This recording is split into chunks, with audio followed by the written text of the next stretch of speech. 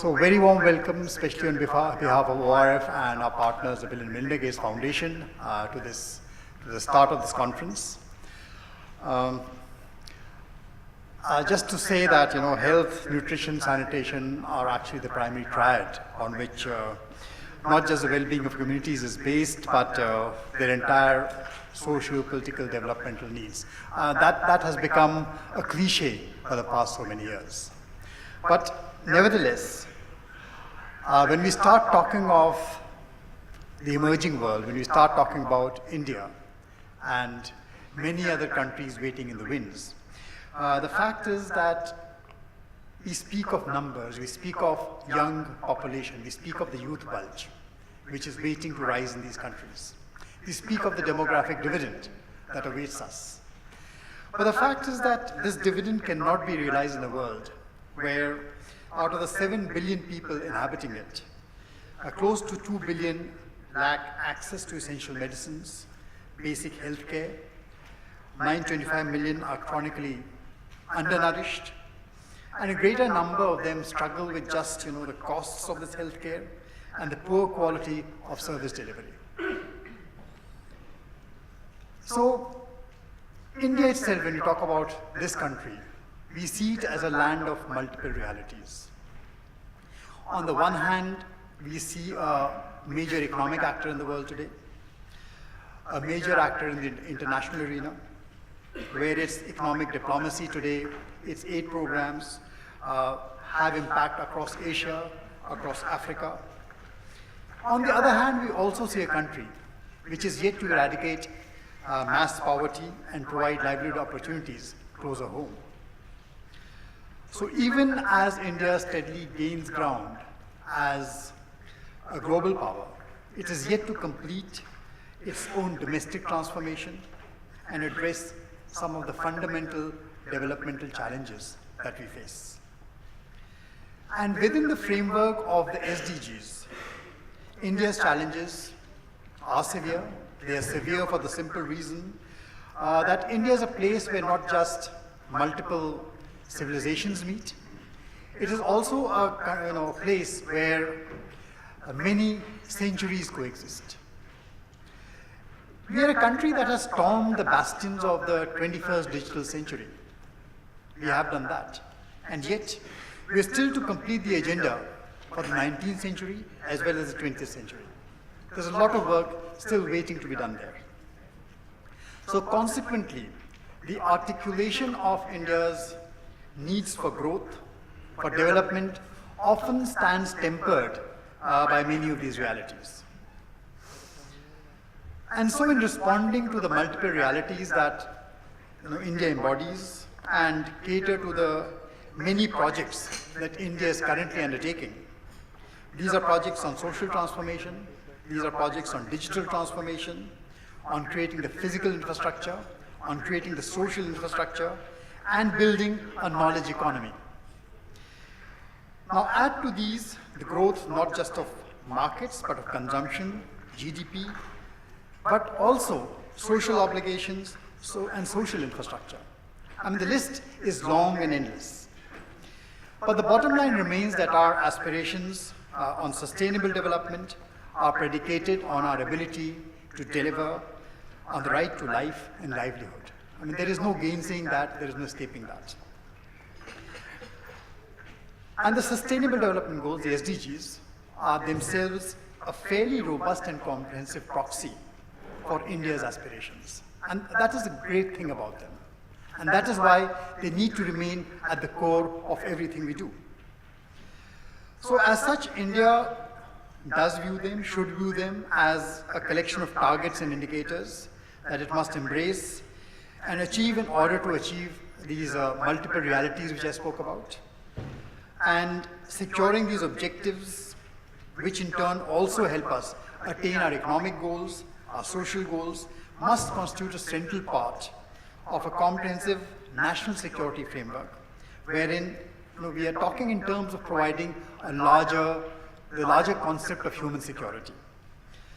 Because we cannot provide national security to impoverished Indians, malnourished Indians, unemployable and uneducated Indians, Indians who are lacking fundamental and basic health care. So human and capital accumulation through investments in health and education have to be the foundation of India's growth story. A multi-country study which puts the global economic impact of malnutrition at a staggering $125 billion by 2030. And India accounts for nearly $46 billion of this. These are due to productivity losses related to NCDs, mental health issues, amongst various other reasons. So progress on gender, health, nutrition, education have to be the key to driving our economic growth and developing the human resource. And when you talk of the SDG index, which ranks countries according to the SDG performance, India has an overall SDG index score of 58.1 and stands 116 about 157 countries. We need to do far, far, far better than that. And according to the FAO, while the proportion of undernourished in the total population in India has fallen from 24% in 1992 to 15 in 14-16, the country still remains home to 195 million undernourished people, which is actually a quarter of the global burden. So if India achieves its SDG targets, the world achieves its SDG targets. So India is at the core of this. Now, Indian policymakers, I must say, recognize this challenge.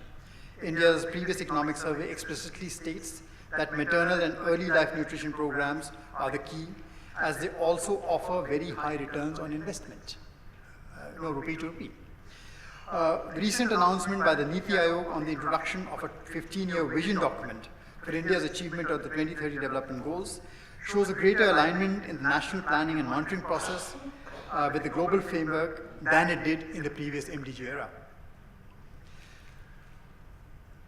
And finally, to conclude, what I must say is that we must also remember that healthcare has been at the forefront, has always been, ever since the last 100 years, has been at the forefront of technology development and innovation.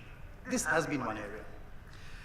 And in digital India, when we talk about innovation, we are talking not just about path-breaking developments in scientific, medical research and drugs. We are also talking about innovations in processes, innovations in business models, innovations in data collection and diagnosis that will work in tandem to deliver quality services to the last mile while constantly cutting down the time as well as costs of diagnostics and delivery. And that has to be our goal. Because take away health, nutrition, and education, and what I said to begin with, the demographic dividend, which is supposed to make the present century the Asian century, can well become not just India's, but Asia and Africa's worst nightmare. The positive is that as India takes the lead on these issues, it will have many experiences to share with the region and with the world. So I am, like many of you in this room here, just present here to listen, to learn, to have a very fruitful day of discussions with some of the key experts who have assembled here, with policymakers who will be coming to talk to us directly on many of these issues. So I hope that we will get clarity on what I would place as the 4 key challenges, the questions that are central to what we are looking at. First of all, how do we put in place the right institutional framework that can allow us to develop and grow as per the SDG agenda? That is number 1. Second, how do we ensure, the second is a challenge of human resource. How do we ensure that these institutions are staffed with the right persons, with the right talent, with the right skills, and what are the innovative ways of ensuring that we generate both the skills and the financial resources to take forward the SDG agenda? And third, can technology and technology platforms play that critical bridging and delivery role, and if so, how? Will they act as a bridge to overcome the deficits of real infrastructure which countries like India face? Or, which is the bigger question, will they, by deepening the digital divide, end up exacerbating these inequities? Well, that's a big challenge which we face today. And finally, how can we embrace within this country, within our planning processes, how can we embrace a more robust data-driven policy?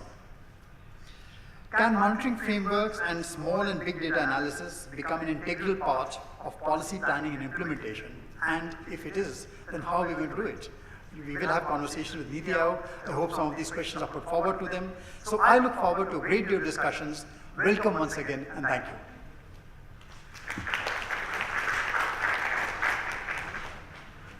Thank you very much.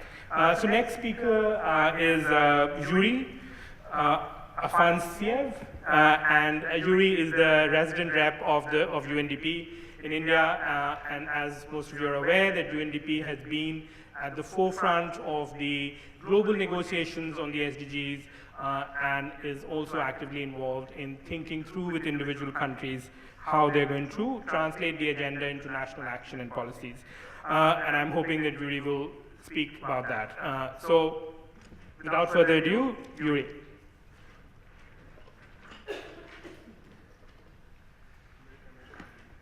Good morning, ladies and gentlemen, colleagues, friends.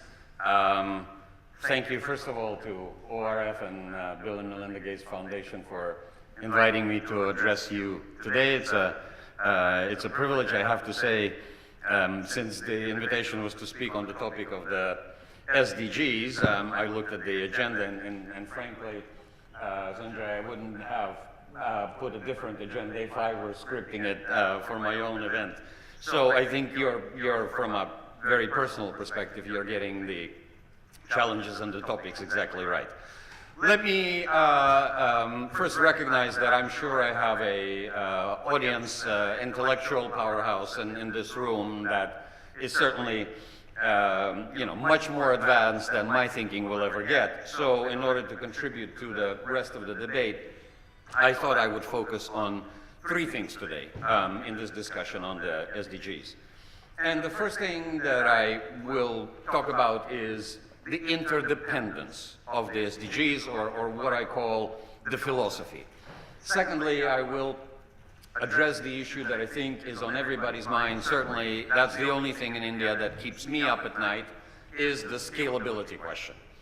And last but not least, I will address from a perspective of a UN official, but also as a foreigner living here now for 2 years with you in your country, of why India. So just to start, I am known for saying that SDGs are not a new religion that has descended on Delhi from New York, cooked up by a bunch of white people in the basement. Contrary to the previous agenda, which was actually cooked by white people in the basement, and that was the SDG agenda. The MDG agenda. The present agenda is a unique global agreement. As a matter of fact, you and India are very much responsible for what it looks like, because in the My World build-up to the summit and to the campaign and to the agreement, 5 million contributions were received from India, representing 200 million Indians. So, interesting fact that you are possibly, 1/5 or a quarter or a third author of this agenda. But I say it's not a religion and should not be copied blindly by governments or civil societies or academia in the world, in the countries, because it is not a copy and paste approach. It is a methodology to think about our lives and development and its complexity in today's world. So, as looking at this first segment of my opening remarks to you, we have put together what I call the SDG Wheel. And I will illustrate with 3 examples of what I mean. But colleagues, can you please maybe click on, I don't know, let's take health, goal 3. And this is what the beauty of this agenda is about. It indicates the interdependence. I know you can't read it from the back, but this is the UN website and it's right there on the front page. The interdependence of this agenda is quite remarkable, and intellectually we all realize that everything in life is connected. But when you sit down in the state of Assam or Maharashtra with 54 heads of government departments, and you actually start talking about it, you'd be surprised how not obvious this actually is. And I will illustrate with 3 life examples. I was at a conclave of health officials a while ago. And I stood like this on the stage in front of them, and I asked them a simple question. I said, why do you never speak about issues like air quality, food safety, and water quality in India? And even people from the stage in the panel said, well, you know, we're public health professionals. This is not our thing. I said, but if human life is about what we eat, what we breathe, right, and what we drink, then our health condition is a factor of those three main ingredients. So when you're going to have a cancer epidemic because of pollution 25 years down the road, you're going to be dealing with it, correct? And they said yes. I said, so why are you not addressing the cause of the problem? That's example number one. Another example is, in one of the states in India, we sat down with the government and we spoke about health for about 2 hours. And it was a brilliantly intelligent discussion. And then at the end of that discussion, a gentleman raised his hand in the corner of the room and very modestly said, I'm sorry if I'm going to be speaking out of place, but I'm the head of the transportation department. I said, he said, if we resolve the traffic problems in the capital and in the other largest city in the state, our life expectancy will jump up by 15% and our mortality will drop by 10%. And there was silence in the room for about 3 minutes because nobody knew how to react to it. Third example that I will use, we recently did, I'm very proud of this because we recently wiki-sourced an intellectual product. And the wiki-sourcing was caused by the topic of water because personally I believe that life is about water, food, and energy. And India kind of has 2 out of 3 figured out, but water I don't think it has figured out. So we decided to do an analysis on water, but a big picture analysis, and we called it the perfect storm. And we actually wiki-sourced it from a bunch of academics and UN agencies and specialists, and it was an interesting exercise, interesting event. But clearly what is coming out when we speak about water, and you know, when I addressed the Secretary of Water, I said, do you often speak to the Secretary of Energy and to the Secretary of Agriculture? And he says, no, we actually know. It's not a thing we do. I say, okay, but you might want to because 50% of water usage is related to energy and industry, and the other 40% is related to agriculture, including the issue of sanitation. So the links to some of us are obvious, but until you start talking about these linkages in a very concrete sense of people from various ministries, industries, think tanks, civil society organizations, people working on the ground in the villages and in the states start linking those things together, they're not real, they're simply theoretical. What I'm gratified about is that your Speaker of Parliament, and we were launching an interparliamentary dialogue on the SDGs in Indore a few weeks ago, and she came up to me and she says, you know what? She says, it is very interesting, but this SDG thing, the philosophy, she said, it's very close to what we in South Asia, and especially what we as Indians are all about, because our view of the world, formed by history and various religions and our experience in humanity, is such that we understand this interconnectedness. So she said, it should be very easy to sell this story among Indians because it comes naturally to us. It's not an alien implant. And I was very pleased to hear that from, you know, one, a woman, an India woman, and two, the Speaker of Parliament, because, well, if she admits it, then it's probably true. I don't know how the audience would react to this, but I hope positively. So when you, and we can go and click on water number 6.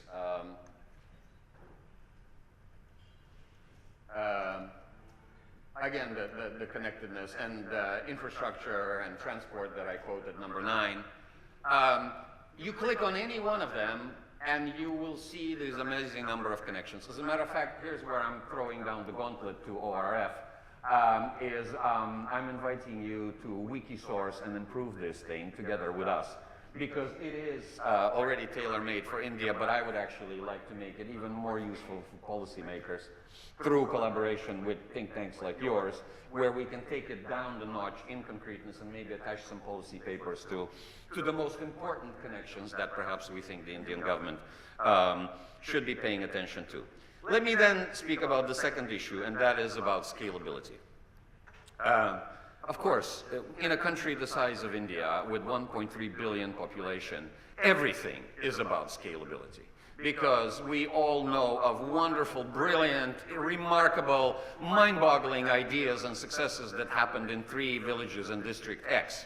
But in the big scheme of things, unless India figures out how to scale those successful 3 to 5 business models to achieve some of the solutions on the SDGs, it's all going to be a conversation of, a wonderful example that never went anywhere. And life is unfortunately full of those.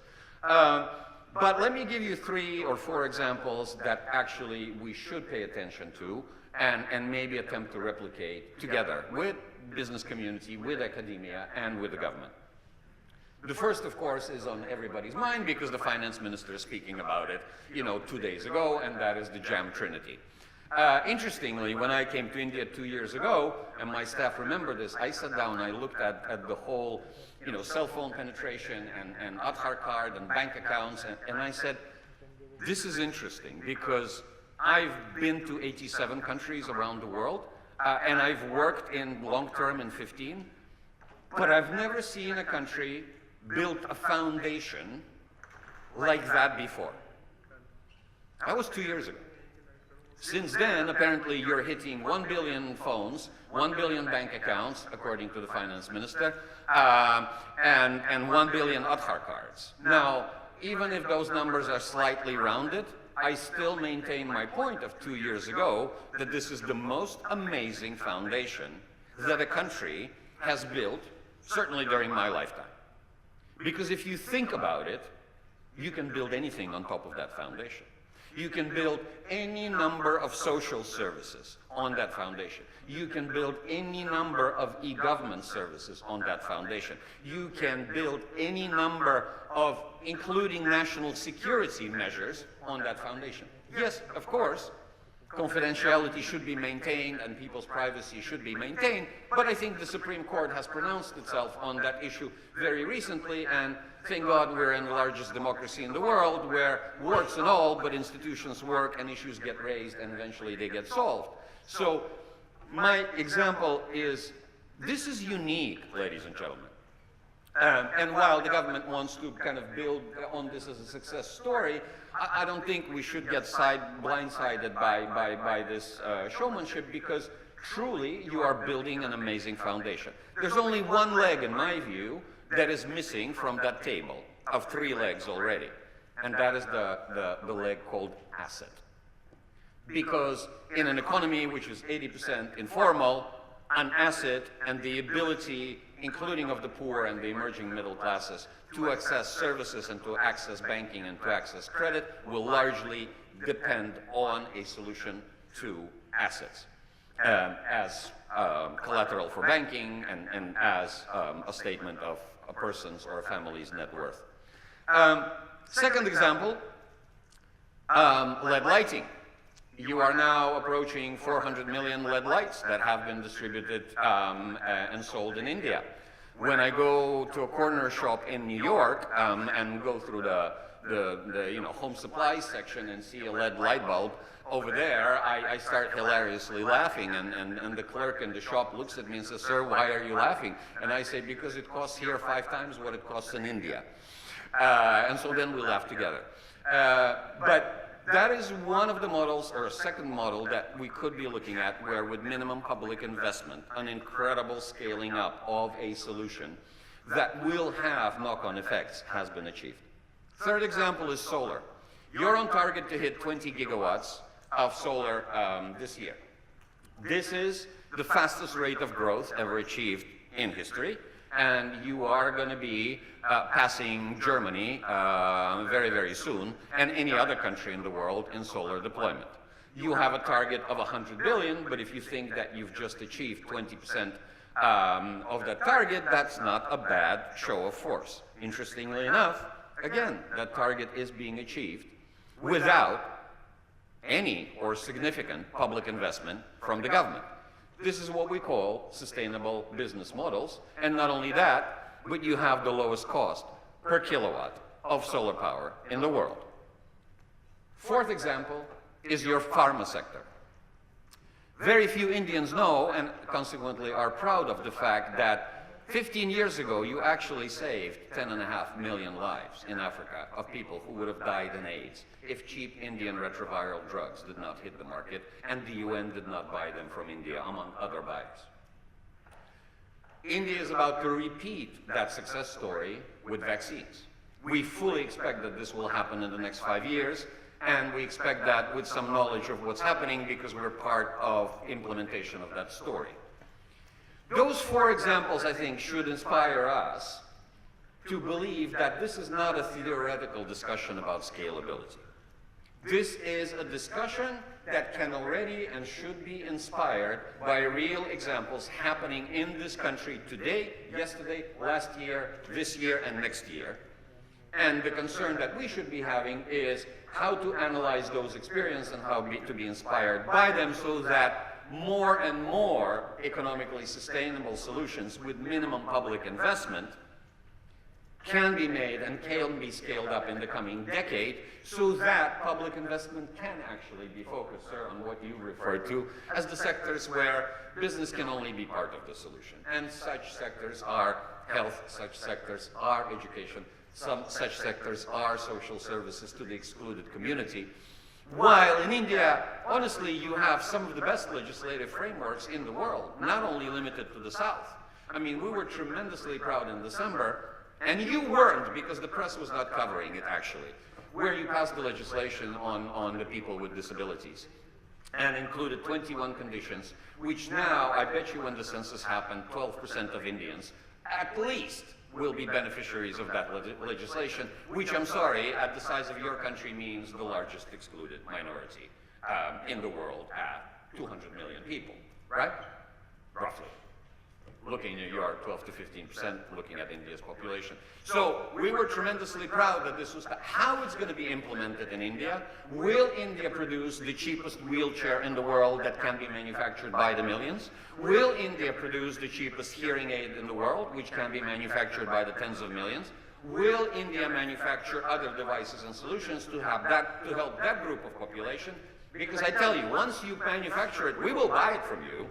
And we will export it to Africa and Latin America and other places because the world is hungry for solutions.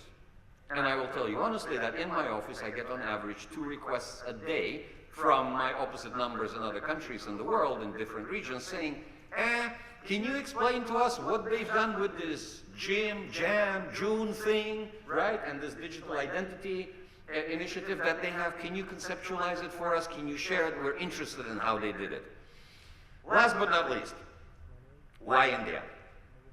I think you are, and sorry, I'm a big cheerleader, as you can tell, of your country, so I'm not telling a negative, critical story, I'm telling a positive story. I think you're going through a very interesting but random coincidence of global events in India. One, India is not an industrial economy, and hence your success will need to be found in other solutions and not replicating China's path and China's example. That is an interesting story of how you're going to deal with this, but to me it's also an opportunity because we are today entering the 4th industrial revolution. How India is going to conceptualize its participation in that revolution while not having the legacy that Europe, North America, and China already has from the 1st, 2nd, and 3rd revolutions, can be equated to the success of the mobile telephony, where nobody in India tried to put a fixed phone line into everybody's house in the village on the top of a hill. People just got mobile phones. How are you going to turn this around from a threat to an opportunity is an interesting question. Second, India is the largest democracy in the world, with functioning institutions, warts and all. Yes, it is loud. Yes, it is conflictive. Yes, it is endlessly debating things. But frankly, long term, I would bet on slow and steady rather than quick and abrupt. because actually your institutional makeup, your democratic system allows for some of these solutions to be worked out with a certain degree of sustainability and efficiency. Thirdly, India is an increasingly liberal economy with millennia of business and trade DNA, which means, in your case, the private sector can, should, and will play a different role in this agenda than in all previous examples, including the always quoted China's role in the MDGs. India is 50% of the SDG agenda, and frankly, there are no copy and paste solutions that India can use. And that is a good thing, because when we copy and paste, we tend to limit our thinking about what else is out there. And India should not be limiting its thinking, because there's no copy and paste that you can do that will fit in this culture, in this society, in this size of market, in this kind of religious and ethnographic and other makeup that you have. So there's nothing to copy. You can be inspired by examples from everywhere else, but you cannot copy them. And to me, that's a positive and not a negative. Fourth, climate change and the energy crisis. You are entering a point in history where you have to find solutions not for us in New York so that we can report that the SDGs are being delivered successfully.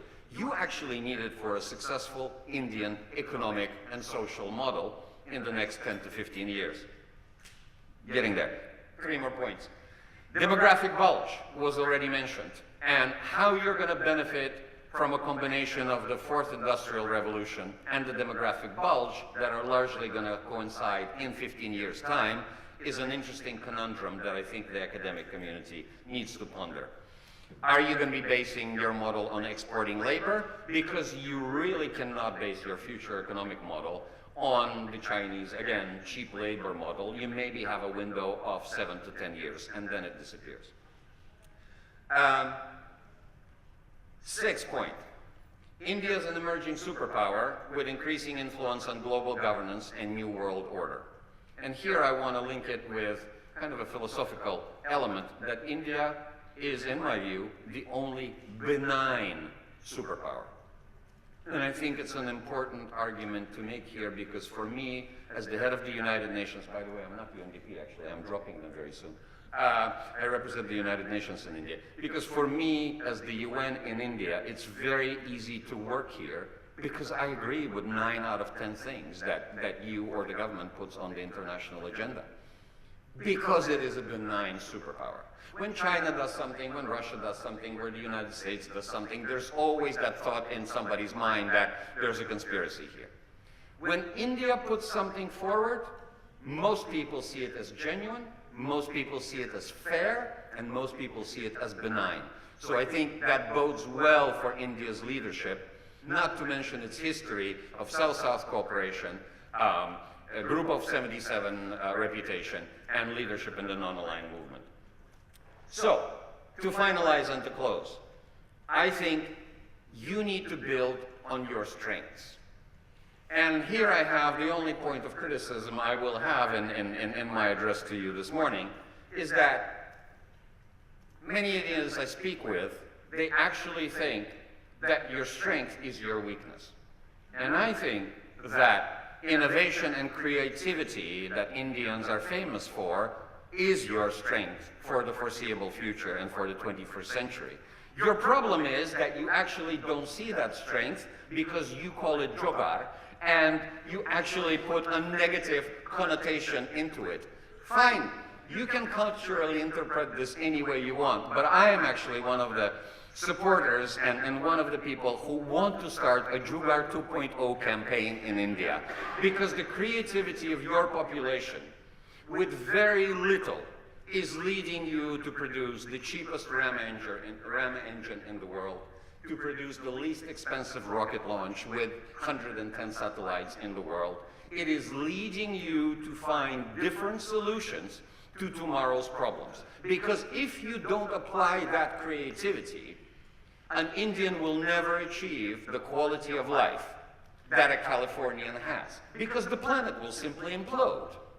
So how do you lead to those solutions that are quicker, bigger, more scalable, less expensive, through your creativity, innovation, and applying that unique set of Jogar skills that India has, and frankly, as a foreigner, should be proud of? Thank you very much.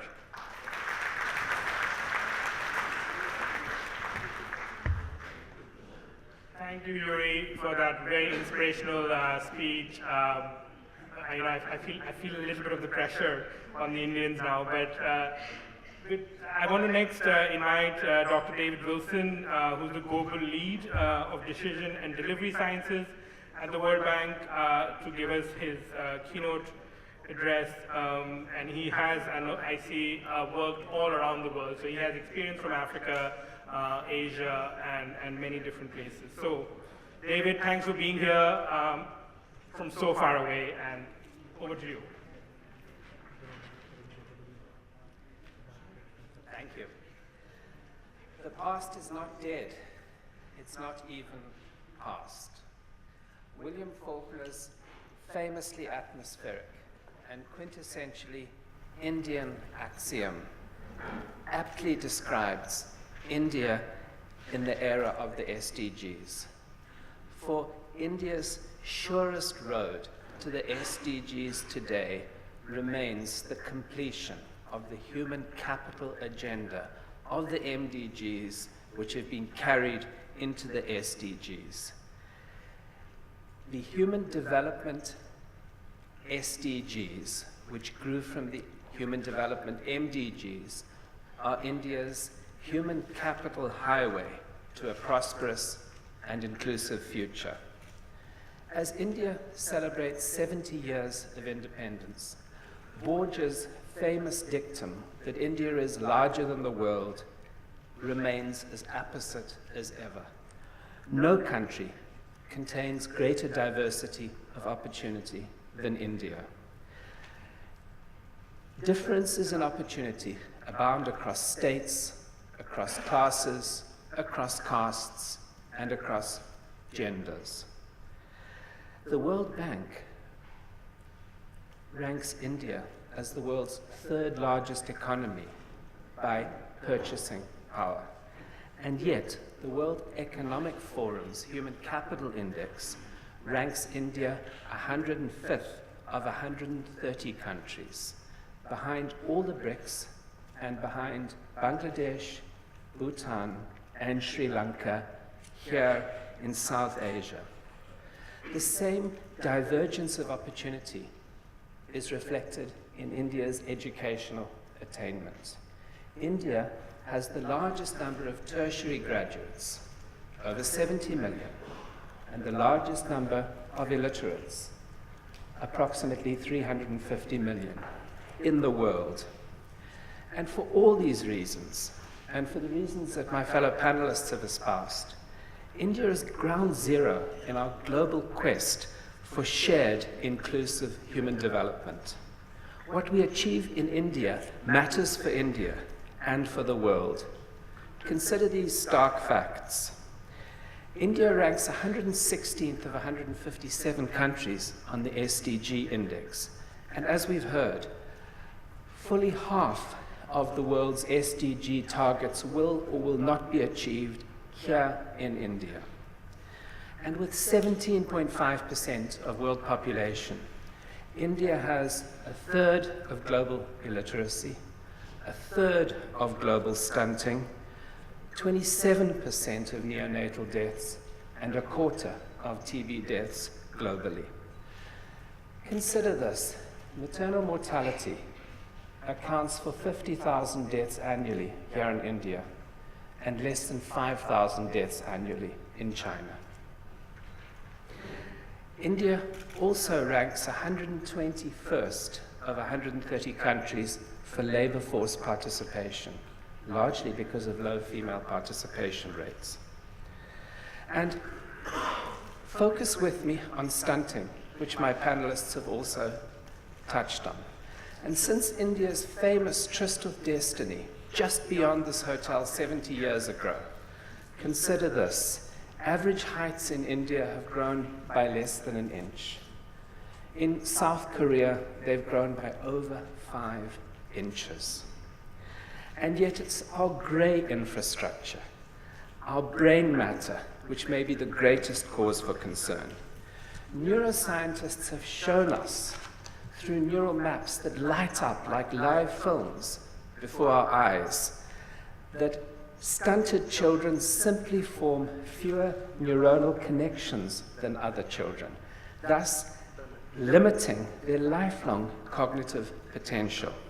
With almost 40% of its children stunted, how can India fully claim its place in the digitally demanding economy of the future, indeed of the present? But enough of the diagnosis. You here all know this far, far better than me. Suffice it for me to underscore why India matters so much for human development by paraphrasing William Pitt the Younger.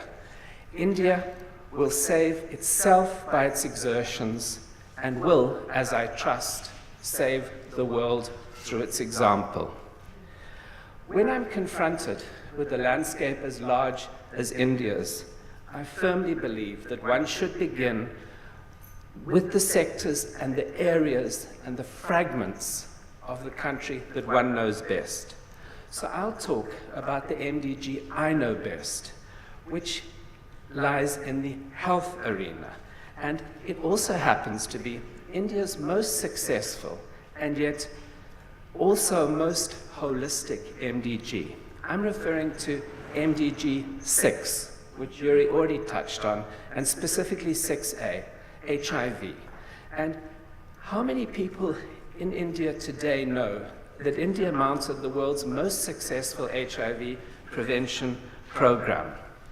And yet I want to underscore, as we stand together here in 2017, nothing about this success was preordained when India first confronted a new plague over 3 decades ago.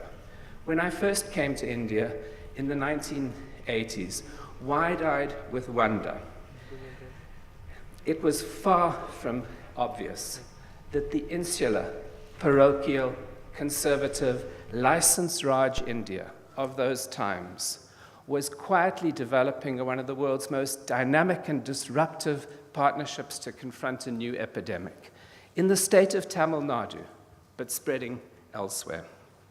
And I'll provide a lightning summary of this achievement and then draw the lessons for the holistic SDG agenda. India quickly recognized it faced a new plague. It responded promptly. It broke with the traditional mold and quickly recruited 1,000 NGOs to train 100,000 new community health workers called peer educators, who delivered information, condoms, and treatment referrals to millions of sex workers, men having sex with men, and drug users, people living in India's shadows. And it did this in the 1980s. And by doing this, it reduced new HIV infections by over 60%, preventing 3 out of 5 million HIV cases. What lessons of experience may be relevant for the wider SDG agenda? And I'll touch on 6, making the overarching point that India's entire HIV response was quietly disruptive. It quietly transformed many aspects of India's health response. First, its success was based on outstanding epidemic intelligence and innovation. It quickly recognized that HIV could be pinpointed to 25 districts in 4 high-capacity southern and western states. Good surveillance showed us where the problem was and how to respond and how the problem changed. And it really speaks to an issue that's a subject throughout today, real-time use of data for better decision-making. And it's striking how many of these successes prefigure the questions before us today. In short, the right intelligence, the right diagnosis, the right focus, and the right action made a crucial difference. But the second subtle point I really want to emphasize is that India quickly recognized that an effective response to a new challenge meant harnessing its institutional strengths while building fit-for-purpose institutional models for new challenges. And what India did is, under IAS offices, established national and state HIV organs, which could respond flexibly, rapidly, and without encumbrance, and could contract and performance manage in a way that few government departments were able to do until then.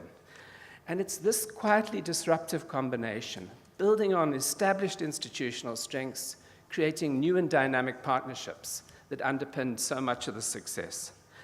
Which leads me to my third point, partnership.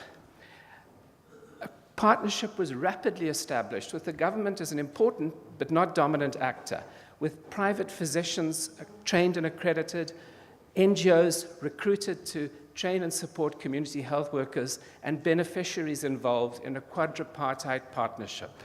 And that extended to an international partnership led by BMGF, by USAID, by DFID, and by the World Bank. And at its zenith, under Dr. Sujata Rao, this program provided leadership not only to India, but to much of the world. Fourth, and I think this is something I really want to underscore, India developed an implementation model to tackle a new challenge. And that implementation model had numerous innovations that are relevant today.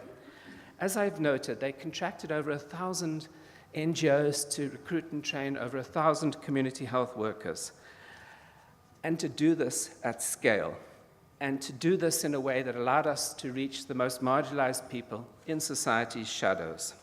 And well-managed, well-motivated, well-supported community health workers, the great majority women, were central to this success and will be central to the SDG agenda.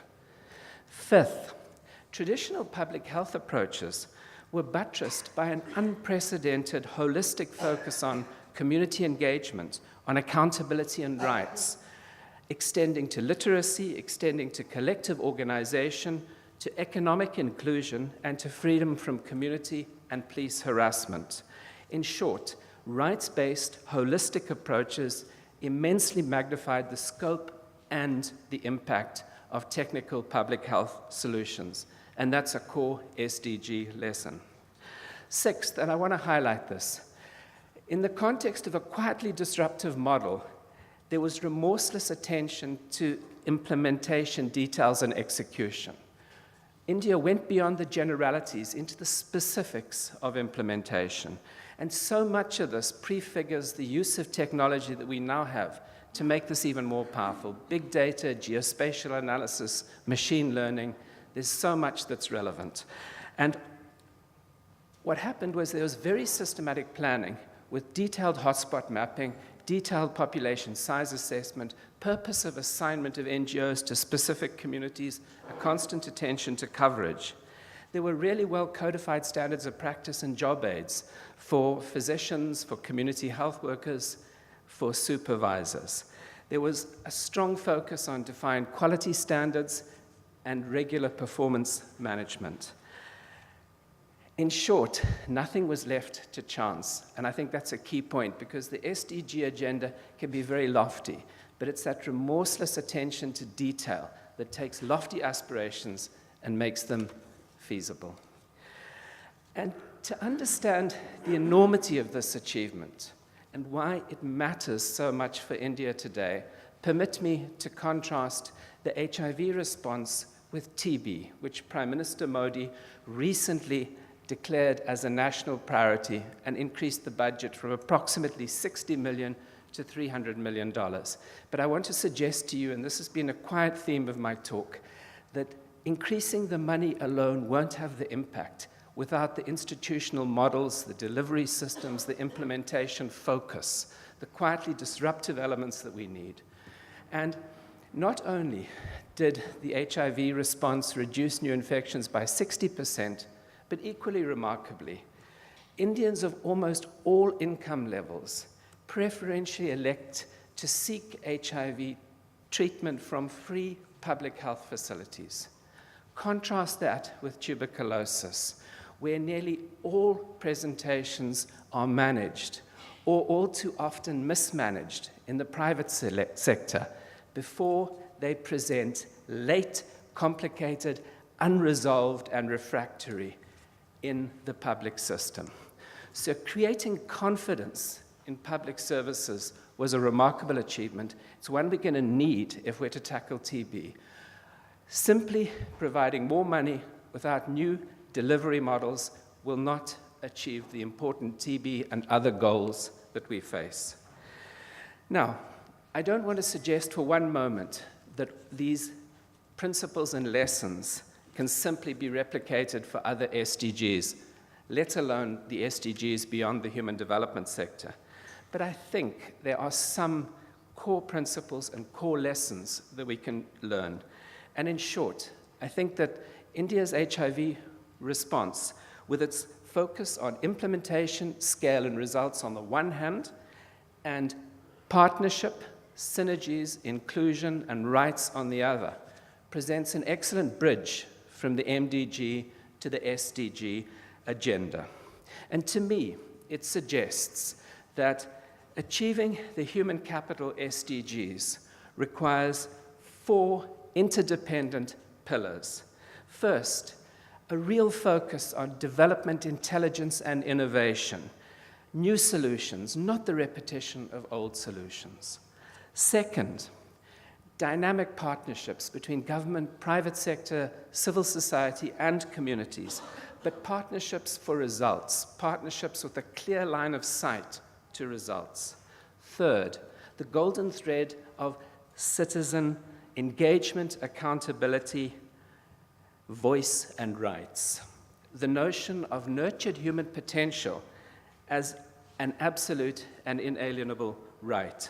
And fourth, a remorseless focus on implementation models, implementation details, and execution focus with strong performance management. Some of the subjects we'll be talking about throughout the day. If I were to reduce these 4 pillars to a nutshell: 1, program intelligence; 2, partnerships for results; 3, nurtured potential as an inalienable right; and 4, a remorseless absorption in implementation details. And if I were to reduce them to a single sentence: intelligence, partnerships, voice, and implementation.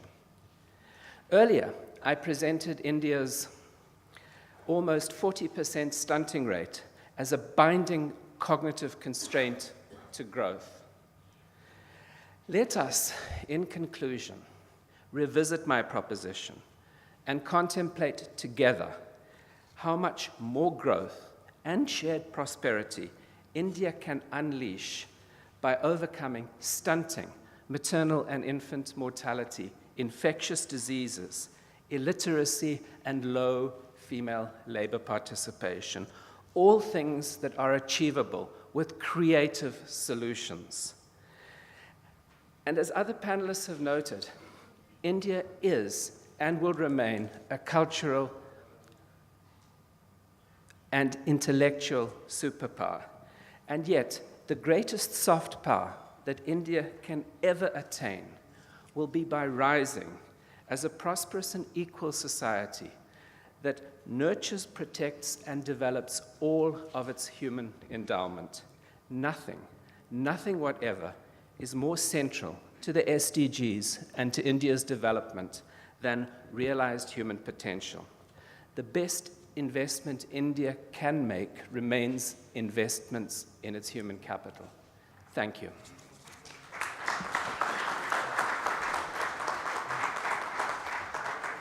Thank you very much, David. We have a really packed morning, so I'm actually going to, with your permission, suspend the kind of open floor Q&A because I don't want the agenda to be pushed back. And I want to actually reserve my right to ask 2 of our panelists, David and Yuri, a question each. And with that, I'm going to then close the session, and so we can start the next session on time. It's a really packed morning. And sorry for that. We had really exciting interventions from the panel, so we allowed for a little bit of a time, pushback on the time.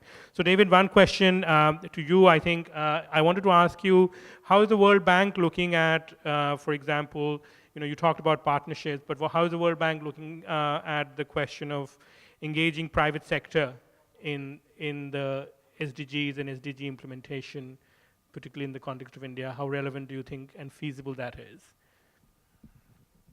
Well, I think in a nutshell, we think that the private sector in India is an immensely untapped resource for everything that we want to achieve together in human development. We recognize that for market failure reasons, there's going to have to be major government roles in health, in education, in gender equality. But we think the private sector as a source of ideas, as a source of delivery expertise, as a source of finance, but not just a source of finance, is going to be a vital partner. The private sector is not the enemy. We need to creatively engage with them for our human capital agenda. Okay, thank you very much. Yuri, just you spoke a lot about the Indian innovation. I don't know if you're aware, but ORF has a really strong program where we look at India's economic and development diplomacy, particularly in Africa, in our neighborhood. And in that context, since you're dealing with the UN, what are your views about some of the health innovation and health solutions and their exportability, scalability beyond India, perhaps? Look, and it's related to your previous question also on the role of the private sector. Again, to throw us back to the Indian pharma and how it solved a problem in India, but also exported that solution everywhere in the world, saving 10 million lives in the process. I think similarly, so far unsuccessful attempt to start the ISA, the International Solar Alliance, is a mechanism for India to export renewable energy solutions across borders and into places like Africa and Latin America and Asia, and we truly hope that it will succeed. Interestingly, I think on the business question, look, I think we sometimes forget history. One of the things that inspired me to join the UN 25 years ago was actually the story of Unilever here in India creating business at the bottom of the pyramid. And I don't know how many of you remember that story, but that challenge still remains today. How do you create sustainable business models at the bottom of the pyramid that are not public sector subsidized and thus have sustainability and continuity? And I think in the 4 examples that I've used, but we can think of 10 more in this room, maybe at a smaller scale, it is being done. I tell you concretely, here we are dealing with business under the UN and India Business Forum for the SDGs on very concrete 6 issues. One is housing for the poor. The other one is malnutrition. A third one is off-grid energy, DRE, decentralized renewable energy and mini-grids. One is technology in the health sector. And the last one, skilling for women's empowerment and scaling that up. So these are not theoretical discussions. We're actually looking for concrete models that have already succeeded in places of India, that are commercially viable or at least social business viable, and then talking to industry and talking to government and saying, hey, this works. You might want to scale this up with minimum public investment and perhaps a policy investment. A policy adjustment. And then you take it to scale, and then it becomes so cheap and so effective and so proven that it's an export product for Indian industry beyond India's borders and into Africa. You have 10 billion put into Africa, 25% of it through Exim Bank, 25% of it is dedicated to energy. I mean, some of these models are already applicable and starting to take root through actual exporting of solutions that India is doing already. Okay, wonderful. Thank you so much. I want to thank the panel. Thanks for your time and your excellent comments and interventions.